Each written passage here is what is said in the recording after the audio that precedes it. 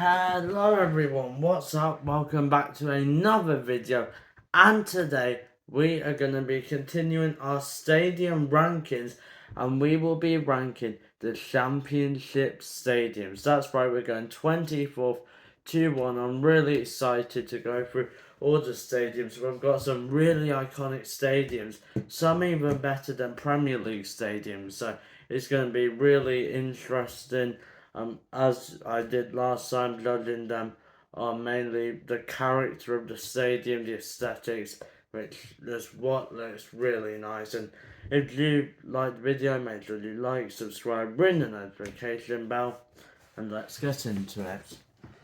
Okay, so let's start with 24th. Now, just before I start ranking this, I am a Watford fan.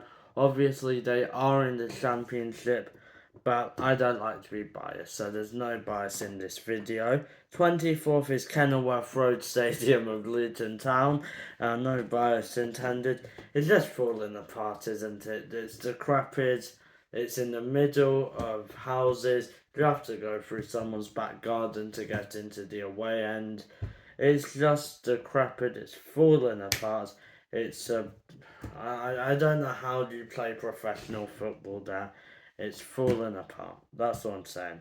23rd, Kassam Stadium of Oxford. Now it's a pretty simple design. However, you've only got three stands. One side there's nothing. There's just a car park, no walls, so no one's just not paying to go in and watching it from their cars.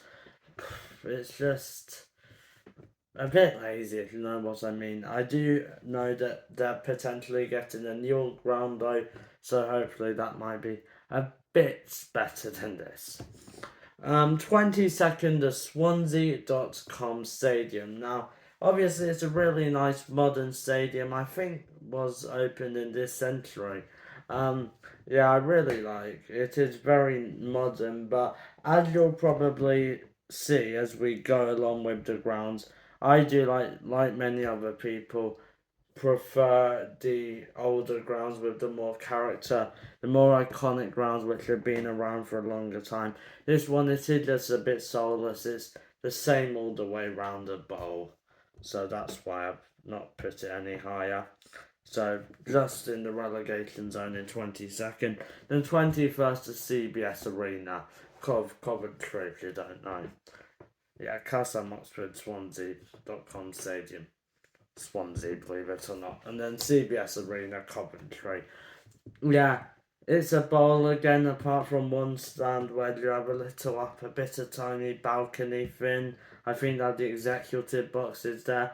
Then it's connected to an indoor arena called the Rioch Arena, which I'm not saying it's wrong to have an arena there, but it just looks a bit weird connected. It's just all strange, really, and it's quite ugly. In the stadium, it's a bowl. So, yeah, 21st. 20th, the Den of Millwall.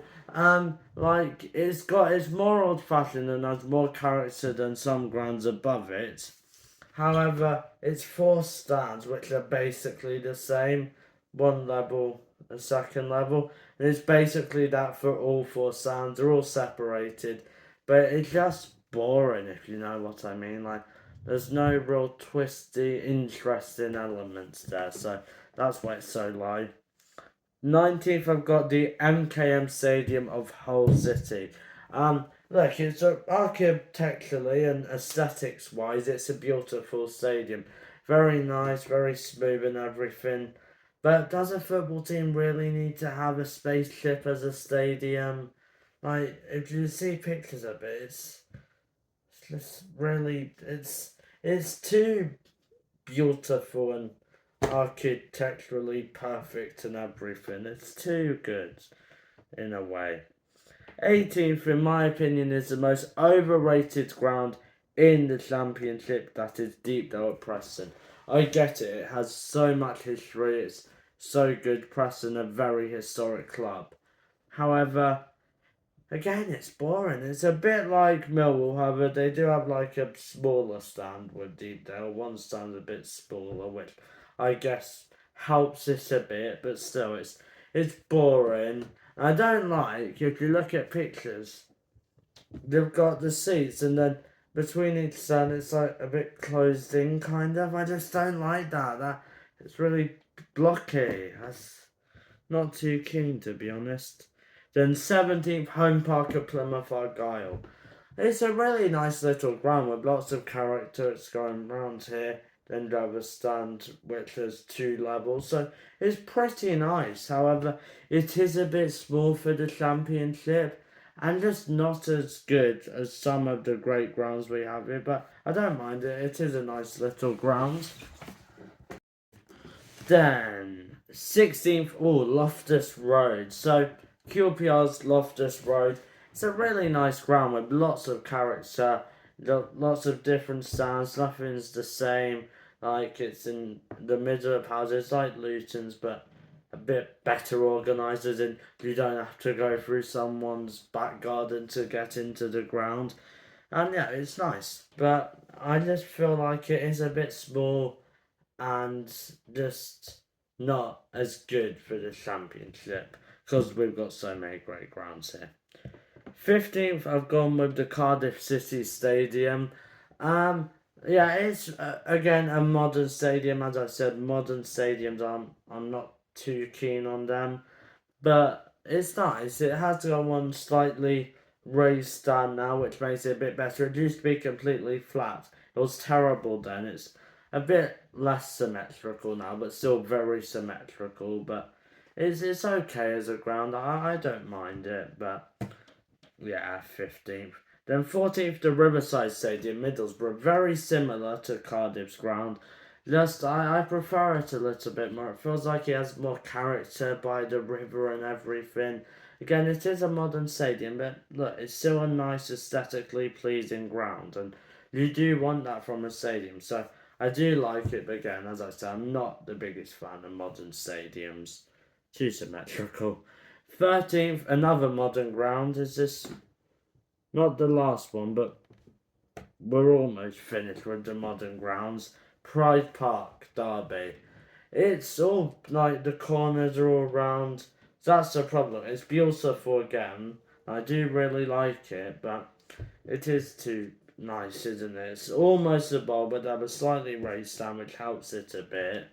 But yeah, it is a bit. It is a bowl almost, isn't it? But it's still a nice stadium, and they've still done very well to make it. And also, for a championship team, it is League One ranked. No, not League. UEFA ranked. It's a 4-star UEFA stadium, so that's quite impressive from Derby. 12th. Oh, some of you might not like me having this only at 12. Turf Moor of Burnley. It's nice, but I don't know, it's just a bit weird in places, and it's got character, but you know, it is nice when a stadium has some character and be good looking. Yeah, like something else. I just came up with that. Yeah, but it's nice, and you've got a variety of lower stand and higher stand. It's nice, but it's not as good as some stand we have. And I think a lot of you will have a go at me for 11th, the Bet365 Stadium for sponsorship reasons, or the Britannia Stadium of Stoke being above it. Look, that is a modern ground, I guess it. But I do really like the design. You have 2 stands connected, one stand its own, one stand there with a balcony as well and some executive boxes. It's a very interesting ground. I do like it. It may be modern, but it's a nice design. It's not like a big bottle, is it? It's got different things to it. It's nice. 10th, again, I think a lot of you would have this high, Carrow Road of Norwich City. I really like it, but now we are getting into the really good stadiums. And this is a great stadium, but there are some stadiums in here which are really good. Really good. Ho ho ho. Yeah, we've got the big ones coming up now, but it's a nice stadium, lots of character, just there are better contenders. 9th, Ashton Gate of Bristol City. I really like this stadium. It's not too modern, I don't think, but it has got those modern vibes to it, which isn't terrible, it just means it's nice. It's round, it's got a balcony bit here, slightly raised stand. It's a really nice design. I just really like it. I think they've done a really good job building it, and it's a great stadium. And you have to have respect for them because a lot of the time they're going to have to change the football pitch, take those markings off, and put the rugby markings on because also do that there. So lots of time goes into Ashton Gate. Very nice. Eighth, oh, now anything from here, the ground's amazing. If your team's in this top eight, you've got a brilliant ground. Ewood Park is my number 8. I really like this stadium. Again, but it's very competitive. But these are top half. Eighth is really good. It's a classic stadium. The away end you've got that whole big bit where you make lots of atmosphere. I didn't see 6,000 there. And some clubs do bring that. It's amazing. It's just a great stadium. Really good away atmosphere. It's quite empty in the home end, to be honest. But it's a very nice stadium. So much character, so much history. A Premier League title's been lifted there. You may remember if you were around then. But, or you may decide, maybe knowledgeable. But, yeah, great stadium. 7th, the Hawthorns, a West Brom. Oh, I really love this stadium. It's the highest stadium in the championship, so you should know. Not like tall, just I think the altitude, I think it's on a hilly landscape, so that's quite interesting. It's a really nice stadium. You've got a mixture of bigger stands and this, and it's just a really great stadium. Lots of history at West Brom, so yeah, I love this ground. 6th, newly promoted Portsmouth, just been promoted, but their ground, Fratton Park, is amazing. We're going over to Fratton Park now, where they're 6th. Yeah, I'm trying to allude to that iconic soccer Saturday moment from Chris Kamara, but I guess you don't know, Jeff. Yeah, but again, Pompey, a historic club. It's just really nice, so much character. The atmosphere's buzzing there. It's really amazing, and the only stadium in the 92 which is not on mainland Britain. It is actually on South Sea Island, which it's almost connected to Britain, but you do have to go over a little bridge to get there. So, bit of trivia there. Is a great ground. 5th, the biggest stadium in the championship. 48,000 people, the Stadium of Light of Sunderland. Wow, what a ground. It's massive. It's incredible. So big for the championship. I love it.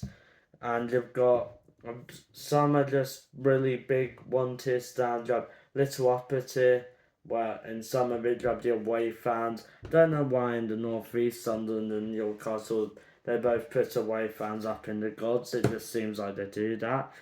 But beautiful stadium, great atmosphere, really good classic ground, one of the best. And now our top 4. 3 of them in Yorkshire, interestingly. And the 4th one, can you play this song for my friend Elland Road? Ha ha ha! Elland Road is number 4. What a ground. It's absolutely amazing. Again, incredible atmosphere. One of the classic stadiums of English football. So many iconic moments have happened there. Great players have stepped onto that in the White Leeds kit. Yeah, what a stadium, what a club. Amazing. But it's a shame they're falling apart again. But we don't talk about that. We're respectful here. 3rd, Bramall Lane. I love this stadium so much. Again, so much history at Sheffield United. What a stadium. Some iconic moments have taken place there. It's a buzzing stadium to go to.